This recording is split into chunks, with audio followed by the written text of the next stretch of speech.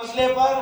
وزیر اعظم پاکستان جناب محمد شہباز شریف سے سیریسنس کے ساتھ دو ٹوک بات کریں کہ بھائی کہ الیکٹرک کی بدماشی کراچی والے برداشت نہیں کر سکتے، یہ اپنا قبلہ درست کرے ورنہ بھاگے یہاں سے شہر سے۔ یہ جو اتنی پریشان ہیٹ اسٹروک اسپیکر صاحب جو محسوس کرنے والا ٹیمپریچر ہے اس شہر میں 50 سے کراس کر چکا ہے۔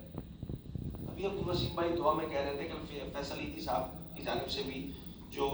چل رہے تھے بیانات کی جی جگہ نہیں ہے، آئی ڈونٹ نو اس کی کیا وجوہات ہے۔ میں منسٹر ہیلتھ سے بھی ریکویسٹ کروں گا کہ جو میڈیا پہ میڈیا رپورٹس آ رہی ہے اس کو ذرا سا دیکھیں کہ کیا یہ اسی طرح 2015-16 میں جس طرح ہوا تھا اسی طرح ہو رہا ہے۔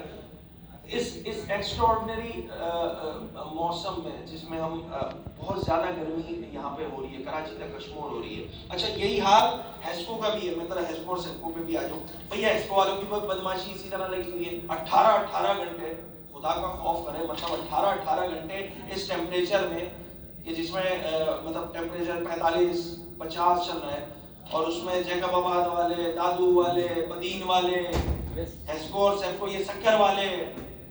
یہ 18 گھنٹے کی لوڈ شیڈنگ برداشت کر رہے ہیں۔ میری ریکویسٹ ہوگی سی ایم صاحب سے کہ خدا را سی ایم صاحب اس بجلی کی جو تقسیم کی ذمہ داری کمپنی ہے نا، ان تینوں کے لیے بالکل دو ٹوک بات کریں وزیر اعظم پاکستان سے۔ کوئی افسر پارٹس والی بات نہیں ہے، سیدھی بات کریں کہ بھائی یہ لوگ اپنا قبلہ درست کریں اور نہیں کر سکتے تو پھر بھاگے،